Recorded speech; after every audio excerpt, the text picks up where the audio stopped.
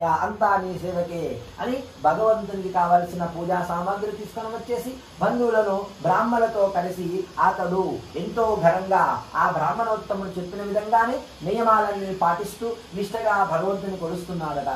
అలా నియమ నిష్ఠలతో భగవంతుని కొలవడం వల్ల సత్యనారాయణ స్వామి వారి యొక్క అనుగ్రహం వలన ఏదైతే చిన్న వ్యాపారం ప్రారంభించాడో ఆ వ్యాపారంలో కొంచెం కొంచెంగా లాభాలన్నీ ప్రారంభమవుతున్నవి. అలా అంచెలంచెలుగా ఎదుగుతూ తన వ్యాపార సంస్థను ఒక పెద్ద సంస్థగా మార్చుతాడు. అతడే ఆ యొక్క సంస్థకు యజమానైపోతాడు. అంతటి గొప్ప అవకాశాన్ని స్వామివారు కల్పిస్తారు. అప్పుడు ఆ యొక్క వైశ్యుడు, ఓ యొక్క స్వామి, ఒకప్పుడు నేను వీధుల వెంటూ కట్టెలు అమ్ముకుంటూ వెళ్ళేవాడిని, ఇప్పుడు ఈ యొక్క సామ్రాజ్యానికి నేను యజమాని చేసావయ్యా, ఇదంతయు నీ మహత్యమే, వేరేది కాదయ్యా అని సత్యనారాయణ స్వామికి నమస్కారం చేసుకుని, స్వామి ఇక నేను బ్రతికినంత కాలం నేను మరవనయ్యా అని భగవంతుని నమస్కారం చేసుకుని తాను బ్రతికినంత కాలము సత్యనారాయణ స్వామి వ్రతాన్ని నియమాలన్నీ పాటిస్తూ నిష్ఠగా భగవంతుని కొలుస్తున్నాడట. అలా నియమ నిష్ఠలతో భగవంతుని కొలవడం వల్ల పుత్రులు పుట్టుకలు పొందిన వాడై చాలా సంతోషముగా ఉండి జీవితాంతము సకల సుఖాలు అనుభవించేసి అంచెత్కాలాన కట్టల వ్యాపారి స్వర్గలోక ప్రాప్తి పొందుతారట. ఇది రేవా కాండే ద్వితీయోధ్యాయ సమాప్తః. జై బోలో సత్యనారాయణ స్వామి భగవానికి శతాం సమర్పయామి.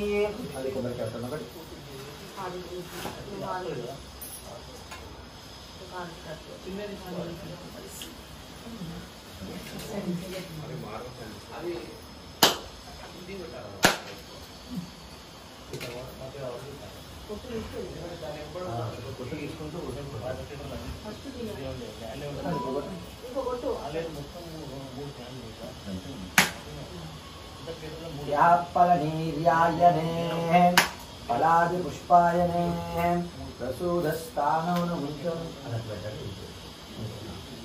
నారీకేలం ఫలాధివేదనం సమర్పయామి.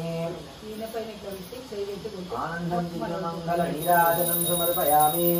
ఓం శ్రీకాంతాయ కళ్యాణధయే ధయేతినాం శ్రీవేంకట నివాసాయ శ్రీనివాసాయ మంగళం. మంగళాశాసనపరే వరాచార్య పురోగమే సర్వేష్టపూర్వైరాచార్యై సత్కృతాయాస్తు మంగళం.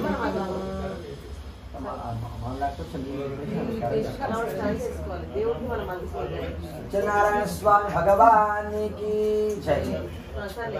అన్యాన్ భగవాన్ దేవతాధ్యాయనే నమో నమః. మరలా అక్షంతలు పుష్పాలు అత ద్వితీయోధ్యాయ సమాప్తః అనగా రెండవ కథ అయిపోయినది. తృతీయోధ్యాయ ప్రారంభ అనగా మూడవ కథ ప్రారంభమవుతున్నది. అందరూ కూడా శ్రద్ధగా విందాము. ఓ యొక్క మానవుల